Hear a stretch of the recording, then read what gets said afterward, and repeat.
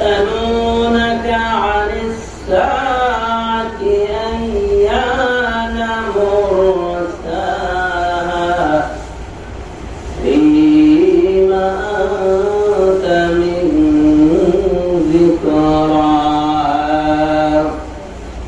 إلى ربك منتهاها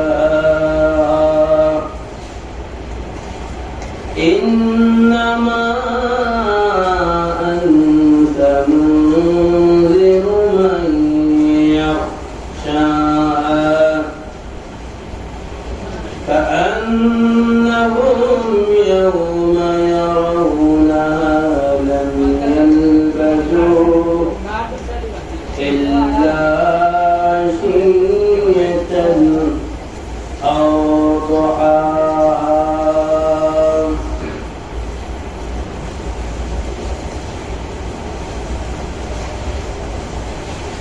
وقال تبارك وتعالى في شأن حبيبه ومحبوبه إن الله وملائكته يصلون على النبي يا أيها الذين آمنوا صلوا عليه وسلموا تسليما اللهم কারণ কিয়ামত হচ্ছে দুই প্রকার একটি কিয়ামত হলো বড় কিয়ামত যেটি সবার জন্য সংঘটিত হবে আসমান জমিন সব কিছু ধ্বংস হয়ে যাবে মানুষ পশু পাখি গাছপালা তরুলতা সব ধ্বংস হয়ে যাবে এটি হচ্ছে বড় কিয়ামত আর ছোট কিয়ামত হচ্ছে যেই দিন যেই বান্দা অথবা বান্দি যেদিন ইন্তেকাল করবেন ওই দিনই ওনার জন্য একটি কিয়ামত এটা হচ্ছে ছোট কিয়ামত এই কিয়ামতের আবার আরেকটি প্রকার আছে ঘুম একটি কিন্তু মৌতের মতো অর্থাৎ ঘুমিয়ে গেলে দুনিয়া এবং আখিরাতের পুরো খবর থাকে না অর্থাৎ মানুষ সতেজ থাকে না বিদায় ঘুমকেও মৌত বলা হয় কিয়ামতও বলা হয় অর্থাৎ আমরা এখানে অর্থ দেখুন আমরা বলি যে আল্লাহুম্মা বিসমিকা আমুতু আহয়া আমুতু মাউত শব্দ তো মৃত হওয়া মরে যাওয়া আর আমুতু মানে আমি মরে যাওয়া অর্থাৎ হে আল্লাহ তোমার নামে আমি মরে গেলাম অর্থাৎ ঘুমিয়ে গেলাম আবার তুমি আমাকে আহিয়া আবার জাগিয়ে দিলে তোমাকে হায়াত দান করবে এই দোয়া করে আমরা ঘুমাই ঘুমের আরেক অর্থ মৌত এটা হচ্ছে মরণের একটি সাহা আর মরণ যেটা প্রতিটা ব্যক্তির জন্য একটি মৌত যে অবশ্যই তাকে কুল্লু নাফসিন যায়কাতুল মাউত যেহেতু জন্মেছে অবশ্যই তার মৃত্যু মনে করতে হবে এই মৃত্যুটাকে বলা হয় ছোট কিয়ামত তার জন্য ছোট কিয়ামত যখন সে মরবে তখন বুঝবে মৃত্যুটা যে কত কঠিন এই জন্য এটা তার জন্য একটি কিয়ামত আমার বড় কিয়ামত হচ্ছে যেদিন সব কিছু ধ্বংস হয়ে যাবে ইজা জুলজিলাতিল আরদু জিলজালাহা যেদিন জমিনটা ফেটে যাবে জারজা হয়ে যাবে ওয়া আখরাজাতিল আরদু আসকালাহা জমিনটা ওয়া আখরাজাতিল আরদু আসকালাহা জমিন থেকে বের হয়ে আসবে মানুষের মৃতদেহগুলা মানুষ যেগুলো মরে গিয়েছিল তারা বের হয়ে আসবে আরো তো যারা জমিনের মধ্যে যাদেরকে আমরা দাফন করে দিলাম তারা বের হয়ে আসবে তোমার এই সমস্ত পাপাচার গুলা রয়েছে সেগুলা জমিন মুহাদ্দিস হয়ে অর্থাৎ খবরদার হয়ে সে খবর হয় আখবারাহা সে নিজে মুখবির হয়ে সে নিজে বলবে তোমার পাপগুলা উল্লেখ করবে জমিন থেকে তোমার পাপগুলা বেরিয়ে আসবে এই কিয়ামত সম্পর্কে অনেকগুলো আয়াত আছে সূরাতুল ইনশিকাকের মধ্যে বলা হয়েছে ইযাস সামাউ ইনশাক্কাত ওয়া আযিনাত লিরাব্বিহা ওয়া হুক্কাত যেদিন আসমান ফেটে যাবে এইভাবে বিস্তারিত কথাগুলো কিভাবে কিয়ামত হবে সব কথাগুলো কিন্তু কোরআন শরীফের বিভিন্ন জায়গায় উল্লেখ করা হয়েছে এটিকে বলা হয় বড় কিয়ামত এই বড় কিয়ামত সম্পর্কে সূরাতুন নাবার প্রথমে বলা হয়েছে আম্মা ইয়াতাসাআলুন হে নবী আপনাকে জিজ্ঞাসা করা হবে, সওয়াল করা হবে আনিন নাবাইল আযীম, আনিন নাবাইল আযীম দ্বারা মুরাদ হবে যেদিন কিয়ামত সম্পর্কে হবে। কিয়ামত সম্পর্কে আপনাকে জিজ্ঞাসা করা হবে। এখানে কিয়ামত সম্পর্কে এখানে আয়াত নাযিল হয়েছে, কিয়ামত সম্পর্কে বিভিন্ন জায়গার মধ্যে আয়াত, কিন্তু আজকে আমার তিলাওয়াত আয়াতের মধ্যে আল্লাহ রাব্বুল আলামিন বলেন ইয়াসআলুনাকা আনিস সাআতি আইয়ানা মুরসাহা। ইয়াসআলুনাকা, হে নবী, কাফ দ্বারা, কাফ হচ্ছে তাকদীরের জন্য কাফ দ্বারা নবীকে বোঝানো হয়েছে ইয়াসআলু, হে নবী আপনাকে সওয়াল করা হবে, প্রশ্ন করা হবে আনিস সাআ, সাআ মানে সাআ শব্দের অর্থ হলো কিয়ামত।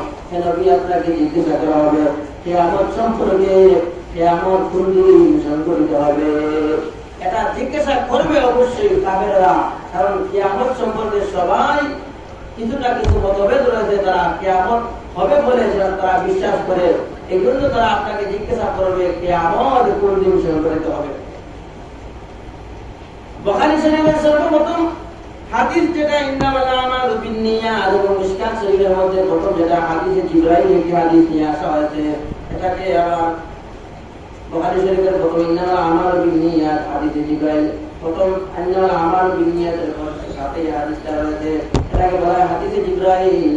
জিবরাইল আলাইহিস সালাম আল্লাহর রাসূলকে জিজ্ঞাসা করেন, ইয়া রাসূলুল্লাহ, মানুষের রূপ ধরে এসে তিনি জিজ্ঞাসা করেন, ইয়া রাসূলুল্লাহ, কোন দিন কিয়ামত সংঘটিত হবে, আমরা কি হব, আমার মৌত কোন দিন হবে, আমার আগামী ভবিষ্যৎ কি হবে, এই বিষয় নিয়ে জিজ্ঞাসা করেন। পাঁচটি বিষয় নিয়ে আল্লাহ রাসূল সাল্লাল্লাহু আলাইহি ওয়াসাল্লাম বলেন, এই পাঁচটি বিষয় সম্পর্কে আমি অবগত নই, আমাকে আল্লাহ তাআলা জানান নাই বলে আমি নিজেও জানি না। তখন জিবরাইল আলাইহিস সালাম বলেন, জি বা আমিন, আপনি যেটা বলেন তা সত্যি। এই সত্যি বলার মাধ্যমে আমি হাদিসটা আপনি বলেছিলাম, এই সত্যি বলার মাধ্যমে অন্যান্য সাহাবায়ে কেরামরা বুঝতে পারলো যে সত্যি যদি বলছেন এই ব্যক্তি আগন্তুক ব্যক্তি, ওটা অপরিচিত একজন মুসাফির, যদি সত্যি বলতেছেন তাহলে বোঝা গেল এই সম্পর্কে, এই সোয়ালের উত্তর সম্পর্কে তিনি জানেন। আর কোনো কিছু জানিয়া যেমন প্রশ্ন হওয়ার উদ্দেশ্য হলে আশা নেই, তাহলে অবশ্যই ব্যক্তিটা আমরা রসুলের একটাই বললে প্রশ্ন হবে, এর উদ্দেশ্য পাবো না। সাহাবায়ে কেরাম হলে কিটা মনে করতেন যে এই ব্যক্তি জানুন, কিন্তু আল্লাহ রসুলের প্রশ্ন করার মাত্র কারণ যদি তাদের আশা নেই, তাহলে এই ব্যক্তিটা নিয়ত পারে না, এটা মনে করতেন তারা। কিন্তু যখন জিবরাইল আলাইহিস সালাম প্রশ্নগুলো করার পরে উঠিয়া গেলেন গিয়া, তখন আল্লাহ রাসূল সাল্লাল্লাহু আলাইহি ওয়াসাল্লাম সাহাবায়ে কেরাম করে জিজ্ঞাসা করলা, তোমরা তিনজন এই ব্যক্তিটা কে আসলা?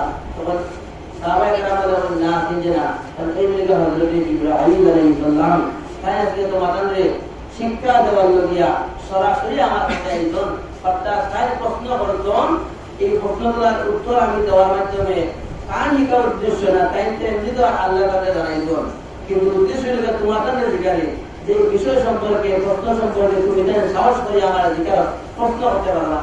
সাহাবায়ে কেরাম বলে তাআযীম করতা, সম্মান করতা, আল্লাহ রাসূলের মহব্বত করতা, কিন্তু অনেক প্রশ্নগুলা সাহস করে জিজ্ঞাসা করতে না, তার কারণ আল্লাহ তাআলা অনেক বিষয়গুলা সংগঠিত করতে, ওটা ঘটনা ঘটাইতা, ঘটনার মাধ্যমে এই প্রশ্নগুলোর উত্তর দিয়ে দিতা। যেমন আল্লাহ রাসূল সাল্লাল্লাহু আলাইহি ওয়াসাল্লাম নামাজের মধ্যে বেড়া করলেন, কিন্তু আল্লাহ রাসূলের কোনো ভুল নাই।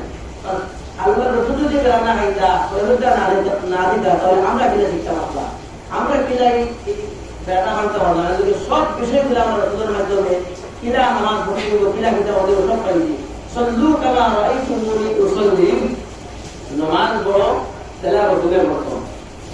রাসূলের দিন থেকে যদি কোনোদিনও নামাজের উপরে বেড়া রাখতো না, তাহলে আমরা বেড়া রাখলে নামাজ বাংলা রাখবো। আল্লাহ রাসূলের কিনা কি করবেন তৌফিকটা দিয়ে আমরা এটা ওলা হয়ে যাবে। আল্লাহ রাসূল থেকে আমরা শিখছি কিভাবে আল্লাহ রাসূলের হাত পাঁচজন আমলা বন্দি কিলা আল্লাহ রাসূলের কিরা করবো, প্রথমে দাঁড়াইবো, প্রথমে রুকু করবো, পরবার ওয়া সুবহানাল্লাহি আলা আযওয়া সুন্নাত আল্লাহ আমরা রাসূল থেকে আমরা শিখছি। বিদায় হাদিসের মধ্যে বলা হয়েছে সল্লু কামা রাআইতুমুনি উসাল্লি, তোমরা নামাজ পড়ো যেভাবে রাসূল পড়েছেন। এই জন্য বলতেছিলাম কিয়ামত সম্পর্কে জিজ্ঞাসা করবেন এমন সাহস সাহাবায়ে কেরামদের নেই, যে কিভাবে জিজ্ঞাসা করবেন কিয়ামত কোন দিন সংঘটিত হবে। সবার ভিতরে প্রশ্ন জাগে, কিন্তু রাসূলকে জিজ্ঞাসা করার মতো সাহস পান নাই। এই জন্য আল্লাহ তাআলা শিক্ষা দেওয়ার জন্য জিবরাইল আলাইহিস সালামকে এখানে আল্লাহ রাসূলের দরবারে পৌঁছে দিয়ে ওনার প্রশ্ন করার মাধ্যমে রাসূল যখন উত্তর দিলেন তখন সবার শিক্ষা হয়ে গেছে এবং সবাই শুকরিয়া আদায় করলো। যাই হোক, এই প্রশ্নগুলো আমারও করার ইচ্ছা ছিল কিন্তু সাহস করতে করে বলতে পারি নাই। এই ব্যক্তির কারণে আজকে উনি প্রশ্ন করেছেন আর এর মাধ্যমে আমি শিখতে পারলাম, তাহলে আমার তো ভালো হয়ে গেল। আল্লাহ রাসূল বলেন তোমাদের তো অবশ্যই ফায়দা হয়েছে। আর এই ব্যক্তির পরিচয় হলো তিনি হলেন হযরত জিবরাইল আলাইহিস সালাম। আখবিরিনি আনিল ইসলাম, ইসলাম সম্পর্কে জিজ্ঞাসা করেছেন। আখবিরিনি আনিস সাআ, কিয়ামত সম্পর্কে জিজ্ঞাসা করেছেন। এইভাবে আখবিরিনি আনিল মাউত, মৌত সম্পর্কে জিজ্ঞাসা করেছেন। এইভাবে পাঁচটা বিষয় সম্পর্কে জিজ্ঞাসা করেছেন। যাই হোক, এই হাদিস সম্পর্কে আমরা বলতে কিনা হাদিস অনেক লম্বা। আল্লাহ রাসূল সাল্লাল্লাহু আলাইহি ওয়াসাল্লামকে অবশ্যই কিয়ামত সম্পর্কে জিজ্ঞাসা করবেন। কিয়ামত সম্পর্কে জিজ্ঞাসা করা হবে। আগে থেকেই আল্লাহ তাআলা রাসূলকে অবগত করলেন, হে নবী, আপনাকে অবশ্যই তারা জিজ্ঞাসা করবে কোন দিন কিয়ামত সংঘটিত হবে। কিয়ামত সম্পর্কে জিজ্ঞাসা করবে। এই যে কিয়ামত সম্পর্কে জিজ্ঞাসা করবে, হে নবী আপনি বলে দিন, ইয়াসআলুনাকা আনিস সাআতি আইয়ানা মুরসাহা ফীমা আনতা মিন যিকরাহা। তারা যখন জিজ্ঞাসা করবে তখন কিয়ামত সম্পর্কে আপনি বর্ণনা খুলে বর্ণনা দিয়ে দিন। ইন্নামা আনতা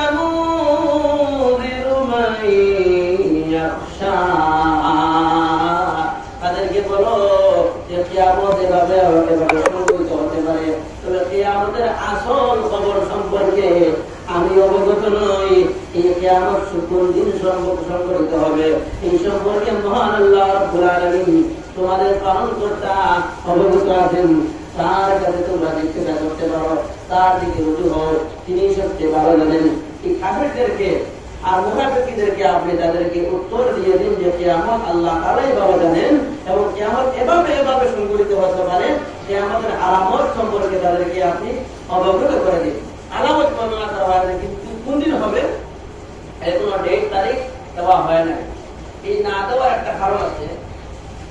আব্দুর রহমান জামিন নামের বুজুর্গ মারা গেছেন, তাই সুন্দর করে এটা কিতাবের মধ্যে উল্লেখ করে গেছেন যে কিয়ামত যদি সংঘটিত হইব অথবা কোন দিন মরব, দুইটা কিন্তু কিয়ামত। মরার দিন কিয়ামত আর কিয়ামত যেদিন বড় কিয়ামত ওইটার নাম কিয়ামত। এই কিয়ামত সম্পর্কে যদি মরা সম্পর্কে বড় কিয়ামত সম্পর্কে অবগত করে তাহলে মানুষ আর ইবাদত করতে না। আমি বিষয়টা আরো সুন্দর করে বলার চেষ্টা করব। দুরূদ পড়ি, সাল্লাল্লাহু আলা মুহাম্মাদ সাল্লাল্লাহু আলাইহি ওয়াসাল্লাম সাল্লাল্লাহু আলা মুহাম্মাদ সাল্লাল্লাহু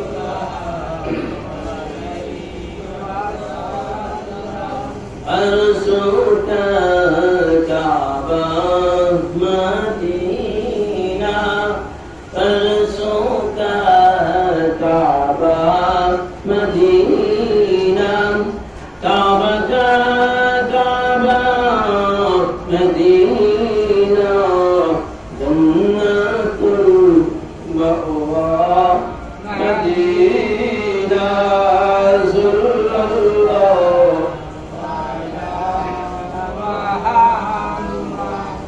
sallallahu alayhi wa sallam sallallahu ala Muhammad sallallahu alayhi wa sallam। এরা আমার সম্মানিত মুসলিম کرام, আল্লাহ রাব্বুল আলামিন সূরাতুন নাবার এই দুইটি আয়াতের মধ্যে তিনি বলেন وخلقناكم أزواجا وجعلنا عما يتساءلون عن النبأ العظيم الذي هم فيه مختلفون। তাদের মধ্যে ইখতিলাফ শুরু হয়ে যাবে। মুখতালিফুন, তারা ইখতিলাফ মতলবের মধ্যে পড়ে যাবে। الذي هم فيه مختلفون كلا سيعلمون, কারণ তারা জানে না কোন দিন কিয়ামত সংঘটিত হবে। তাদের মধ্যে ইখতিলাফ শুরু হয়ে যাবে। হে নবী, আপনি আপনি দেখতে পারবেন আপনার কথা কিছু মানুষ শুনতেছে, কিছু মানুষ সন্দেহ করে, আর কিছু মানুষ মানে না। অর্থাৎ এগুলো এমন তৈরি হবে, তারা বলবে রাসূল বলেছেন, সত্যি সত্যি যেহেতু বলেছেন তাহলে সত্যি কিয়ামত হবে, কিয়ামত সংঘটিত নিশ্চয় হবে। আর আরেকগুলো মানুষ তারা এমন হবে যে রাসূল অবশ্যই তিনি বাতিল হতে পারেন, নাউযুবিল্লাহ, ওনার কথা প্রযোগ করে কিয়ামত সংঘটিত হবে না। আর আরেকগুলো তারা মধ্যস্থ থাকবেন, তারা বলবেন যেহেতু তিনি সত্যবাদী, যদিও আমাদের পক্ষে নয়, তিনি মূর্তি পূজা করেন না, আল্লাহর দাওয়াত দেন, তাহলে রাসূল যেহেতু বলেছেন সত্যবাদী, আব্দুল্লাহ বিন মুহাম্মদ যেহেতু বলেছেন তিনি সত্যবাদী, তাহলে হতেও পারে না হতেও পারে। অর্থাৎ মধ্যস্থ একজন ব্যক্তি কেটে যাবে, তারা ওদুরও নাই একবার ওইব হলেও তারা শিরোনি দেন না, আর ওইতো না হলেও না ওইতো পারে না হইতে পারে। অর্থাৎ দেবাদি আর আই বাবা দেন, এরা মধ্যস্থ এইভাবে ইখতিলাফ শুরু হয়ে যাবে। অনবী যারা এইভাবে মুখতালিফ হয়ে যাবে, ইখতিলাফের মধ্যে মতনৈক্যের মধ্যে পড়ে যাবে, আপনি তাদেরকে বলে দিন কিয়ামত নিশ্চয় সংঘটিত হবে। এখন কিয়ামত যে নিশ্চয় সংঘটিত হবে, আর কিয়ামত হলে পরে কি হবে, আর কিয়ামতকে কতটুকু মানুষ ভয় পায়, বিশেষ করে মউত নামক যে ছোট কিয়ামত, এটাকে যে কতটুকু মানুষ ভয় পায়, এই সম্পর্কে একটা আব্দুর রহমান জামিল করোনা বলতেন, সেটা তাই বললাম যে এক মসজিদের মধ্যে গাঙ্গে ভাঙ্গে দিছে গিয়া মাটি নিচে না, অর্ধেক মাটি দিয়েছে, অর্ধেক জায়গা নামাজ চলে। অবস্থা মসজিদ কমিটি নিজের করে দিচ্ছে যে অতিরিক্ত মানুষের নামাজ নাই, মসজিদ ক্ষতিগ্রস্ত হইতে পারে, নিজের যান আক্রমণ মধ্যে তার বলল গিয়া নামাজ বন্ধ হয়ে যাওয়ার মধ্যে একটা পরিকল্পনা নেওয়া হয়েছে। এমন অবস্থায় নামাজ চলে, সেই মানুষ লিখে রাখছে সাবধান নিজে মাটি নেয়, ওখানে লেখতন যে সাবধান নিজে মাটি নেয়। এবার নমাজও খাওয়াই কিছু একটু আর সহজটা লেখছে, ছোট করতে নেয় নমাজও খাওয়ার পরে দেখিও আল্লাহ এখন আল্লাযীনা হুম ফি সালাতিহিম খাশিউন, তোমরা মনোযোগ সহকারে হুজুর সহিত নামাজ পড়ো। আর আমরা কি তাহলে মরিয়ানে দিতে নামাজও লাগিলে দুগানো ভাই ওখানটা চিন্তা আমরা এই দুবিধা, তো নামাজও লাগলে একটু মাঝে কিছু কথা আছে, নামাজও সূচিবাদী যায় কথাবাদী কোথায় পড়ে এগুলো সামনে তোমার লেখা রাখা চিন্তা আছে, নামাজও এটা চাকরি যেমন পড়া থাকে কি পড়লে এখন তুমি কেরাটার ভোটটা না নামাজও পড়া বলতে সামনে কোনটা না রাখাটা ভালো। তো সেই লেখতে দেয়ালের মধ্যে সাবধান নিচে মাটি নাই, হাতের মধ্যে সাইয়া দেখি তোর মাঝিয়ে দেবো দেয়ালের মধ্যে লেখা, এই লেখা এখান থেকে আর ঘুষ ধরো জায়গা নাই, নমাজ ভাঙকে দৌড় দিল, সাবধান নিচে মাটি নাই, মানে মসজিদ ভাঙ দিয়ে দেওয়া বলে আমার গান দিয়ে উঠিয়া নিজের গানের প্রতি অত মায়া, নামাজ ভাঙকে দৌড় দিচ্ছে আল্লাহ বলি নামাজ মাইলা কিন্তু হইল তাই তো কোনো কারণ জানা না, বিদ্যে দেওয়া তাই না বলে লেখা। তখন তাই এখান থেকে উদাহরণ দিয়ে বুঝাইলা মানছে নিজের জানার প্রতি অত মায়া, কে লেখছে হাসাকি নিচে হাসাও তোলে মাটি আছে না নাই, ভাঙবো কিনা নাই শিওর না, কিন্তু লেখাটার কারণে এমন সন্দেহ থাকছে যে আমি তো বলি এই ধরে মানুষ ডাকতেছে। তাই বুঝাইলা ও কিতাবের মধ্যে লাস্টে বুঝাইলা যে মানুষের এই ধরে যদি মানুষের দান খাতরার মধ্যে আছে বলে এমন এইভাবে ফেলায়, তাহলে আল্লাহর রাসূল যেহেতু কইছেন নিশ্চয় কিয়ামত হইব, আল্লাহ তাআলার কথা মিথ্যা হইতে পারে না। কোন একটা আয়াত অস্বীকার করলে, হাদিস অস্বীকার করলে বেঈমান হয়ে যাবে। আল্লাহ তাআলা বিভিন্ন আয়াতের মধ্যে কিয়ামত সম্পর্কে কইছেন এবং আল্লাহর রাসূল অনেক হাদিসের মধ্যে কইছেন যেহেতু কিয়ামত হইব, তাহলে নিশ্চয় কিয়ামত সংঘটিত হবে। উম্মত হল ও আল্লাহর বান্দাবান্দি হল, কিয়ামত যেহেতু সংঘটিত হবে, তুমি যেহেতু মরতে হবে, মৃত্যুবরণ করতে হবে, তাহলে অবশ্যই তোমাকে এই কিয়ামতের আগে আগে তোমার সামানা রেডি করতে হবে, এটা সাথে নিয়ে তোমাকে কবরে যেতে হবে, নচেত তোমাকে কঠিন আযাবের মধ্যে তোমাকে লিপ্ত হতে হবে। এই জন্য এই সমস্ত যারা ভয় করে আল্লাহ তাআলাকে, তাদের জন্য জান্নাত, যারা ভয় করে না তাদের জন্য জাহান্নাম সম্পর্কে এই সূরা নাজিয়ার আগের আয়াতের মধ্যে বলা হয়েছে أَمَّا مَنْ طَغَى وَآثَرَ الْحَيَاةَ الدُّنْيَا, যারা নাকি সীমালঙ্ঘন করেছে, পৃথিবীর ভোগ বিলাসিতার মধ্যে বিল্ডিং নিয়ে, গাড়ি নিয়ে, বাড়ি নিয়ে, সোনা টাকা পয়সা দৌলত নিয়ে, নারী নিয়ে, সন্তান আদি নিয়ে গৌরব করে, এই সমস্ত বিষয় দিনে যারা গৌরব করে পৃথিবীর দুর্দশায় পড়ে যায়, যারা আল্লাহকে ভুলে যায়, যারা আল্লাহকে যারা ভয় করে না, অর্থাৎ অতিরঞ্জন বাড়াবাড়ি করে ফেলে, সীমালঙ্ঘন করে ফেলে, তাদের জন্য বলা হয়েছে আসারাল হায়াতুদ দুনিয়া, তারা সীমালঙ্ঘন করেছে, তাদের জন্য কি ইন্নাল জাহিমা হিয়াল মাওয়া, জাহিম জাহান্নামের একটি নাম, এই জাহিম নামক জাহান্নামের মধ্যে তাদেরকে লিপ্ত করা হবে। আমরা নাকি আম্মা মান খাফা মাকাম রাব্বিহ ওয়া নাহান নাফসা আনিল হাওয়া, যারা নাকি আল্লাহ তাআলাকে ভয় করেছে, আল্লাহ তাআলার সামনে দণ্ডায়মান হতে হবে, আল্লাহর কাছে হিসাব দিতে হবে। এই পৃথিবীতে চলতে গিয়ে সব ক্ষেত্রে আল্লাহ তাআলাকে ভয় করে গুনার কাজ করতে পারে নাই, বিরত দেখাতে সংযম করেছে। রমজান মাসে আল্লাহ তাআলা দেখতেছেন, পুরো মানুষ দেখতেছে না, আল্লাহ তাআলা দেখতেছেন, এটাকে ভয় করে রোজা সে ভাঙে নাই, রোজা রেখেছে। এইভাবে সে সব নেক আমলগুলা আল্লাহকে ভয় করে, আল্লাহকে রাজি খুশি করতে গিয়ে পৃথিবীর সব কিছুকে ত্যাগ করে, লোকদারকে ত্যাগ করে আল্লাহকে ভয় করেছে। তাদের ব্যাপারে আল্লাহ তাআলা বলেন ইন্নাল জান্নাতা হিয়াল মাওয়া, তাদের জন্য রয়েছে আল্লাহ তাআলার এই সুসজ্জিত জান্নাতের বাগান, তারা জান্নাতের মধ্যে তারা প্রবেশ করবে। এই জন্য ভয় আল্লাহ তাআলাকে করলে আমাদের জন্য জান্নাত, আর যদি ভয় না করি তাহলে আমাদের জন্য জাহান্নাম। এখন ভয়ের ক্ষেত্রে আমরা কোন ক্ষেত্রে ভয় করি? আমরা যে যে ডিপার্টমেন্টে যে যে সেক্টর আছি সেখানে কিন্তু আল্লাহ তাআলাকে ভয় করা যায়। আল্লামা ফুতুরি সাহেব রাহমাতুল্লাহ আলাইহি সুযোগ সাহেব যারা খবরউদ্দিন সাহেব তারা বরাকাত মনোহাইলা বিভিন্ন বিষয় নিয়ে কিন্তু আলোচনা করতেন। এর মধ্যে একটা বিষয় তার কইছেন, একটা কথা কইছেন যে গুনার কাম করাতে বাঁচিয়ে থাকাটা খুব কঠিন, কিন্তু ইবাদত করা সহজ। যতটুকু ইবাদত করা সহজ, এর থেকে হাজার গুণ বেশি কঠিন হলো গুনাহ থেকে বাঁচিয়ে থাকা। বড় পরহেজগারি আর মুত্তাকি পরহেজগারি হলো গুনাহ থেকে বাঁচিয়ে থাকা। কারণ আমরা গুনাহ করে 2-3 বার আর সওয়াবের মাত্র একবার, তখন আমরা এই সামান্য সওয়াব করে মনে করি না জানি কি তা করে দিচ্ছি, কিন্তু সারা দিনে 24 ঘন্টাতে কত গুনাহ কাম সংঘটিত হয় এটা আমরা দেখি না। মাথার মধ্যে গীবত, মিথ্যাবাদ, মাথার মধ্যে হিংসা, প্রধান মাথার মধ্যে আমরা ঝগড়া বিবাদ, কথার মাধ্যমে, খাদ্যের মাধ্যমে, আতর মাধ্যমে আমরা কারো কষ্ট দিলাম। আর ব্যবসার ক্ষেত্রে আমরা লেনদেন আর ওজনের ক্ষেত্রে আমরা প্রোগ্রাম, এটাতে গুনার কাম আমরা বুঝি না। অন্যর ক্ষতি করতেছি, এবং ব্যবসার ক্ষেত্রে আমি অন্যর হক মারিয়ে রেখেছি, সমাজের কোনো ক্ষেত্রে আমি একটা কথার মাধ্যমে আমার একটা লস করে দিতে পারলাম, লস করে দিছি, এটাতে মানুষের হক নষ্ট করছি, এটা আমরা কোনো গুনাহ মনে করি না।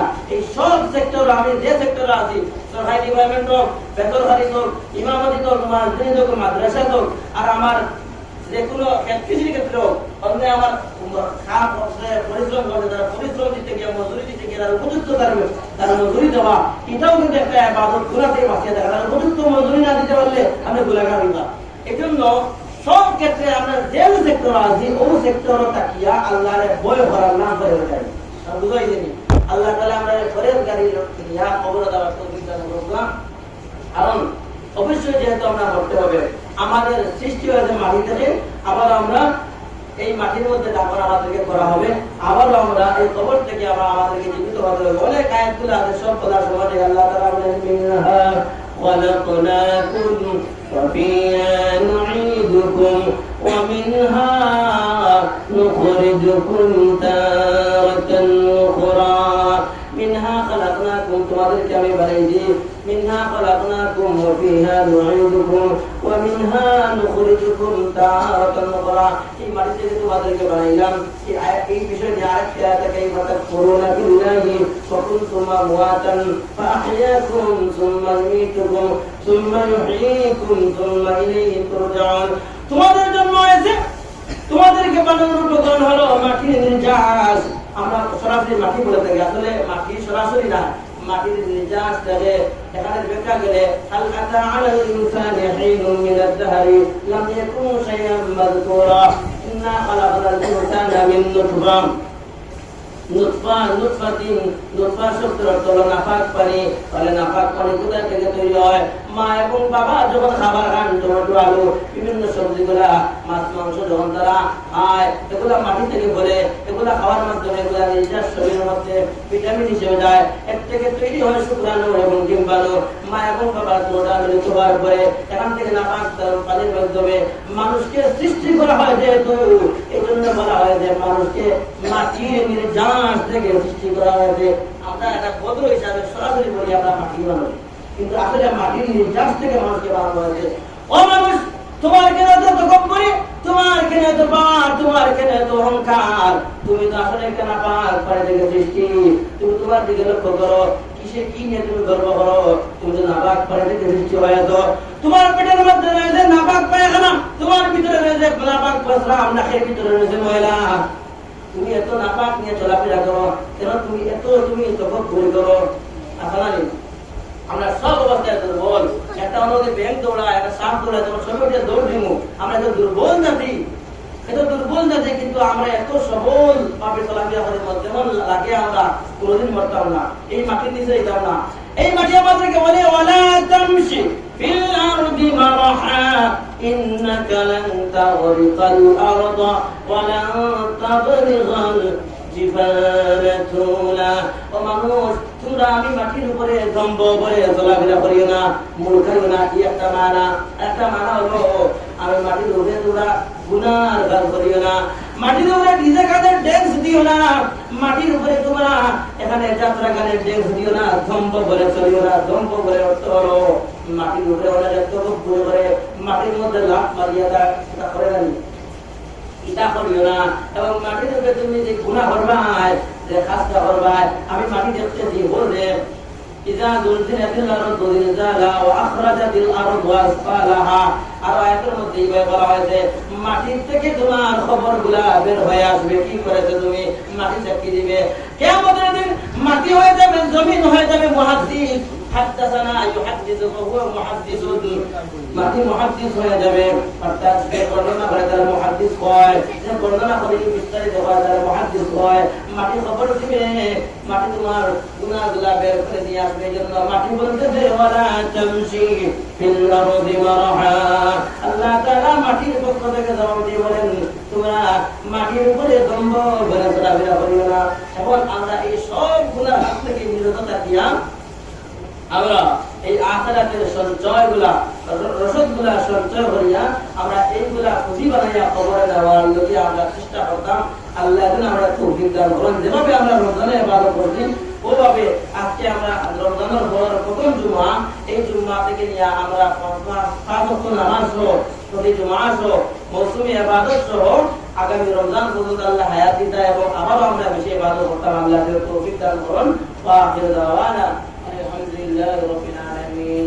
সাল্লাল্লাহু আলা সাইয়্যিদিনা ওয়া মাওলানা মুহাম্মদ ওয়া আলা আলিহি ওয়া সাহবিহি ওয়া সাল্লাম।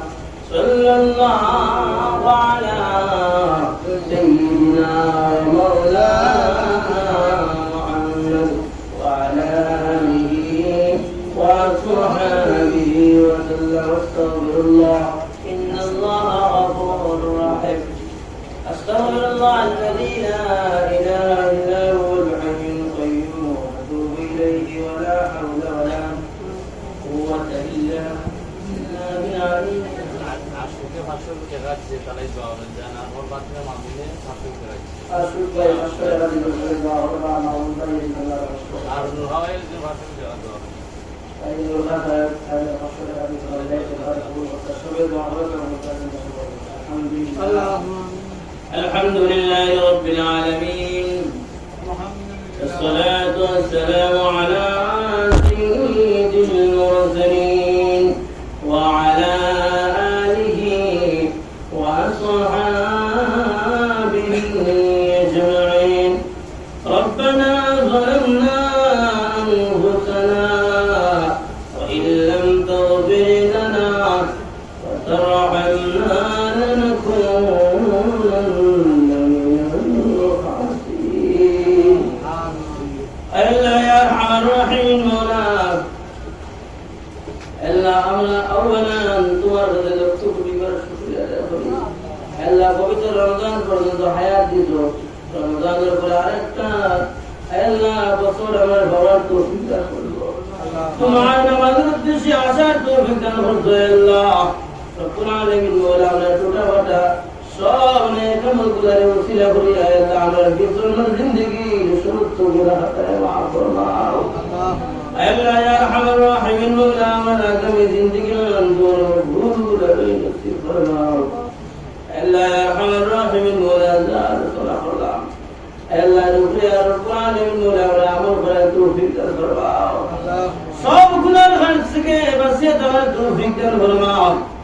আল্লাহ যত নেক আমল আছে আল্লাহ সব নেক আমল অংশগ্রহণ করার আদায় করার তৌফিক দান ফরমাও।